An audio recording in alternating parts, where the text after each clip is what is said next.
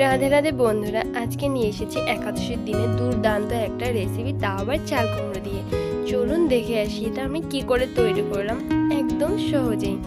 আমি এখানে ছোট সাইজের একটা চাল কুমড়ো নিয়ে নিয়েছি। এটাকে ভালো মতো ধুয়ে ছুলে নেব। ছুলে নেওয়া হয়ে গেছে। এখন আমি একটু ধুয়ে নিয়ে গ্রেটার দিয়ে গ্রেট করে নিয়েছি। এখন এর থেকে যে জলটা বের হয়েছে এটা আমি খুব ভালো মতো চিপড়ে নেব। হাতে যত শক্তি আছে আর কি তা দিয়েই আমি জলটা খুব ভালোভাবে বের করে নিচ্ছি।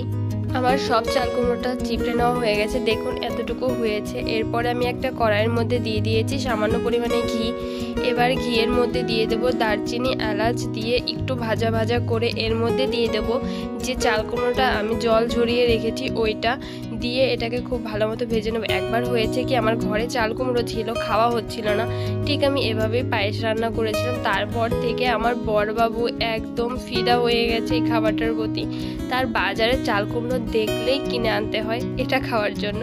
তো চাল কুমড়োটা আমি একটু ভেজে নিয়েছি, খুব ভালোভাবে ভাজলেও হবে আবার হালকা ভাজলেও হবে। এবার ভাজা হয়ে গেলে আমি এটাকে নামিয়ে রাখছি। এই কড়াইয়ের মধ্যে দিয়ে দিচ্ছি পরিমাণ মতো দুধ। আমি এখানে 1 কিলো দুধ নিয়েছি।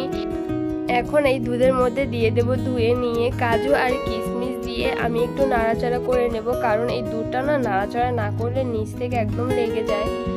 তারপরে আমি নাড়াচাড়া করে নিচ্ছি। এখন দুধটা যখন উচ্চে উঠছে দেখুন, তখনই আমি এর মধ্যে যে চাল কুমড়োটা ভেজে নামিয়ে রেখেছি ওটা আমি দিয়ে দিচ্ছি। সবগুলো দিয়ে আমি একটু আবার নাড়াচাড়া করে মিশিয়ে নিচ্ছি। এখন অপেক্ষা করতে হবে যতক্ষণ পর্যন্ত না এই চাল কুমড়োটা সিদ্ধ হয়ে যায়। এরপরে যখন চাল কুমড়োটা সিদ্ধ হয়ে যাবে তখন এর মধ্যে চিনি দিতে হবে। আর হ্যাঁ, চিনিটা কিন্তু আগে দিবেন না, কারণ আগে দিলে এটা সিদ্ধ হবে না। এরপরে হচ্ছে আমি পরিমাণ মতো চিনি দিয়ে দিয়েছি, আপনারা আপনাদের স্বাদ অনুযায়ী দিয়ে দেবেন। এরপর একটু নাড়াচাড়া করে নিচ্ছি। এরপরে দেখতে পারবেন চিনিটা দেওয়ার পরেই কিন্তু একদম পাতলা হয়ে যাবে।